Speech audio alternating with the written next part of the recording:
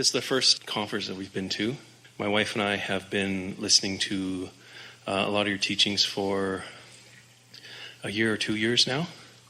We've been on kind of an ongoing spiritual journey basically since we've met. We've been married for 15 years. It seems sort of the theme that I've been feeling today has been a lot about relationships. Because everything is. Everything is. There's no creation that is not co-creation. Yeah. When we first met, it's one of my favorite stories to tell is about how we met. It was, knowing what I know now, it was really, really vortexy. Like it was just, we felt just, I don't know, like it was, we're definitely on high flying discs for quite a while. It was very quick how we met, first got together, got married right away and started our lives together. But we've always had the sense that our purpose in life has always been really inextricably like connected to each other. Yeah. And I think sometimes we struggle with conflict there. You can feel how you're really better together. Absolutely. Yeah. Yeah. And so when we're both in the vortex at the same time, it's amazing. Yeah. And when one of us is and one of us is holding back, and the other one has some work to do. Yes, usually me.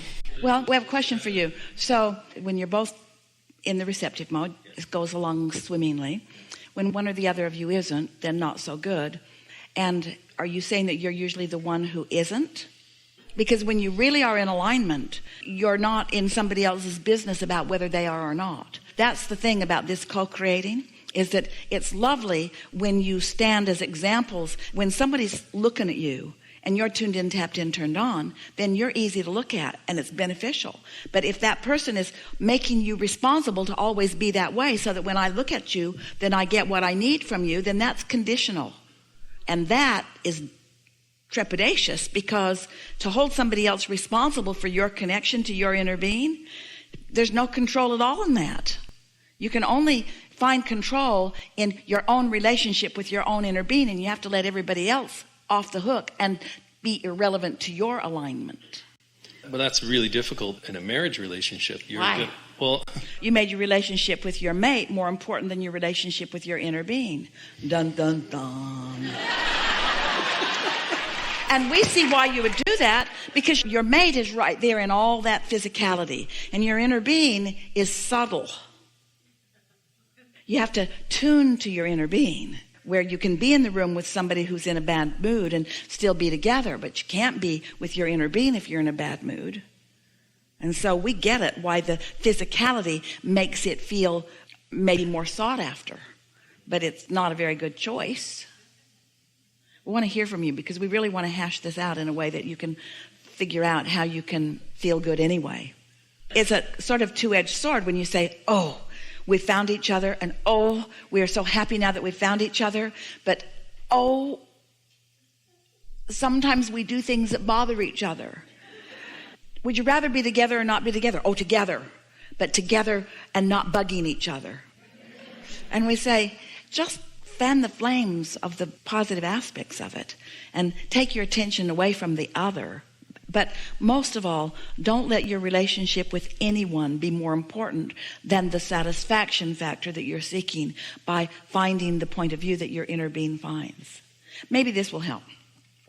Do you know that you're an extension of source energy? Yes. And do you know that that means that everyone who's non-physical is potentially and usually looking forward with you? So all of us are right in the middle of your business, in the sense that we're aware of who you are and what you're asking for in any moment. We know what you've asked for, we know what's in your vortex, and we know where you are in relationship to it, and we stand in complete anticipation of that. Oh, we have a story to tell you that will make this point even better.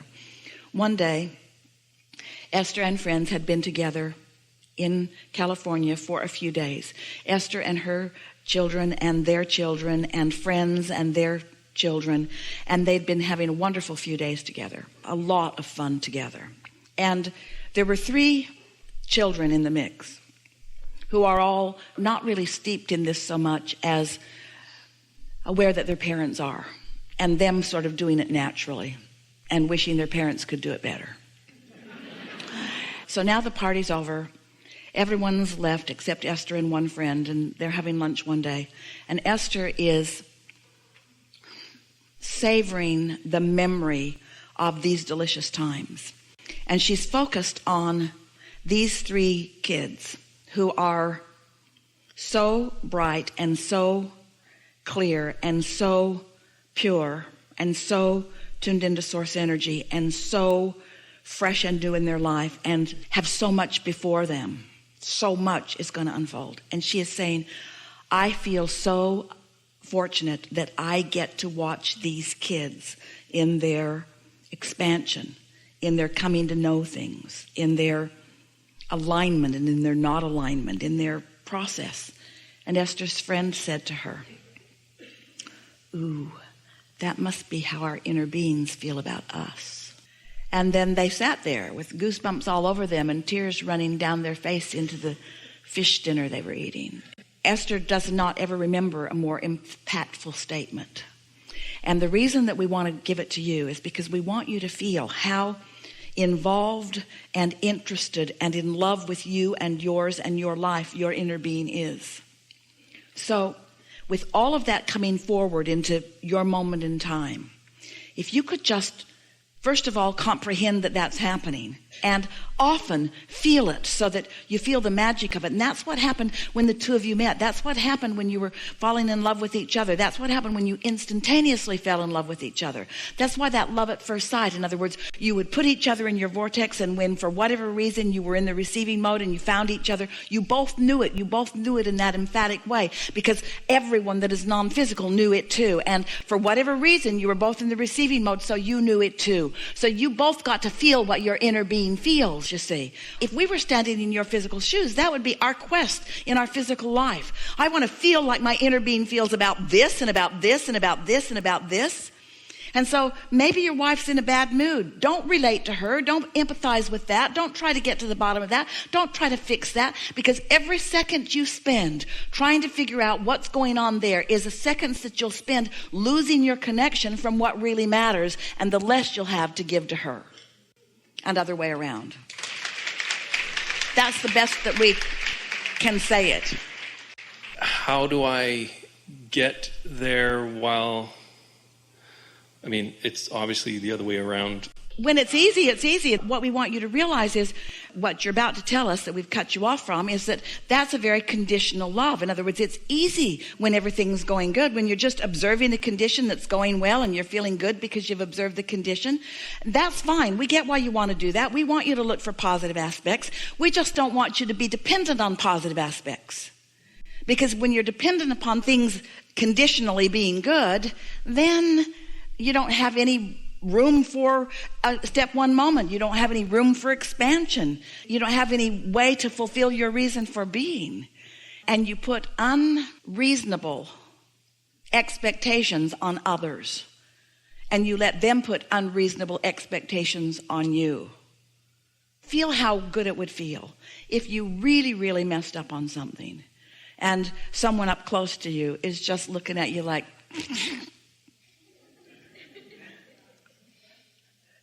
as opposed to, are you kidding me? How many times have we talked about that? You have to give yourself the break, you see. What we're really grooming you all to, because you can't control how someone else behaves. You can only control your response to their behavior. And what you fear is, if you don't respond the way they want you to, then it gets worse. But we really want you to know that when you respond the way your inner being responds, then it gets better. It always gets better.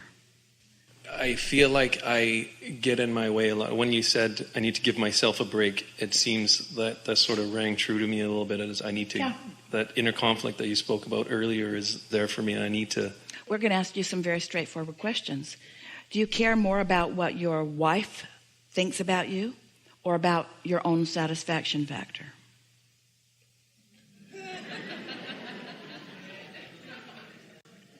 But I am very concerned with how she feels, and not necessarily what she thinks of me, but I want her to be happy, right? But we can't ask you a question about how she feels because you can't know that. And so, how about this? Would you rather that she cares more about pleasing you or being in sync with who she really is? Oh, being in sync with who she really is. Well, now you answered that easily, but do you really mean it? Yes. Jerry used to say to Esther, you do too much for too many people. It's all right when you do it for me, but you do too much for too many other people. And they would both laugh, but they both knew he meant it. it's easy to please each other, but there's another factor that most humans haven't been considering, and it goes like this. If you're not tuned in, you really are not going to be that pleasing anyway. Can you get the idea, grasp the idea of the difference between a thought that you're thinking and a thought that you're receiving? Oh, yeah. So if you're in the receiving mode and receiving a thought, it's going to feel good. If you're thinking a thought, it might feel good and it might not, but it's a clue. So would that help you? When you're thinking a thought that doesn't feel good, could you abort the thought right away before it gets too much momentum? Or are you not aware that it's coming until it's so big you can't let go of it? Oh, there's definitely a little bit of unawareness, because I would like to, as soon as I am aware, I'd like to, oh, that's not a thought I want to have. Let's start thinking about happy things. As far as the laws of the universe goes, that seems like a reasonable thing to do. So what keeps you from being able to do that easily? The thought got too much momentum going before you were aware of it. Mm-hmm. Or you're not picky enough about the way you feel. You're willing to put up with thoughts that don't feel that good, so you don't notice them till they really don't feel good. It's like if you're just bleeding a little, just wipe it on something. But if you have a gushing wound, it's prudent to do something more dramatic about it, yes? So it's the same sort of thing. It's about the momentum. We know that you are, and we are, because you are, we are exaggerating this bigger than your relationship is asking for. But you're fine-tuning. Once you've tasted the sweetness of alignment, you can hardly stand anything less than that. And the thing that happens, and we could really feel it when you first began speaking to us, in the earliest days of your relationship, that sweetness was so sublime. And it's still lurking in your memory as that consistent way that you felt. And you want to maintain that, and you can. You want to get that back. It's the consistency of it, because everybody can feel good every now and again. In other words, everybody can find thoughts that feel better. So let's go back to the essence of what's going on here, which is feeling the difference between a thought that you're thinking and a thought that you're receiving. So a thought that you're receiving, so you've awakened, you feel pretty good, then you meditated, you quieted your mind, and now you're in the receiving mode, and now those thoughts are starting to flow. And as those thoughts flow, they feel satisfying to you. They're usually positive thoughts about others. It's positive thoughts about yourself. It's things about things that you might want to do something about. In other words, it often inspires you to an action right away, where the thoughts that you think are usually things like your to-do list. They're usually things that I should be doing, or things that I should have done, or things that if I don't do, something negative will happen. Esther's been doing this a lot lately. She will be in the middle of a thought that suddenly she's aware has quite a bit of momentum, and she'll stop and say, from what mode of receiving did I get that thought? Did it come from alignment, or did it come from some need, or for someone else's clamoring? You can get someone really picky in your life who gives you grief if you don't do this or this or this. It's like working somewhere where there are lots of rules, and so those rules sort of inspire your action. Oh, can't do that. Oh, can't do that. Well, that's a hard way to live, rather than being free to follow your inspiration. It's sort of like having to stop at a stoplight in the middle of the night when there's no traffic coming from any direction, and sit there for the full 2 minutes and 30 seconds until that light decides to free you from your bondage. And every fiber of your being says, this doesn't make any sense. But if I break this rule, there's probably a policeman in the bushes who's trolling for revenue who will give me grief. And so you've sort of trained yourself to do illogical things because other people have rules and requirements. And so a lot of your behavior, we love you so much, but a lot of your behavior is offered because you're worried about the negative thing that will happen if you don't do it, rather than because you're inspired by your inner being's understanding of what lovely road this will take you down, you see. And so if we're standing in any of your physical shoes, we'd be asking that question when a strong thought comes. Where'd it come from? That come from source and what my inner being knows about all the things I want? Or am I trying to keep something bad from happening? And as you start to sort that out, then you'll find yourself gravitating more to the thoughts that feel better and less reacting to the conditions that are also generating some impulses.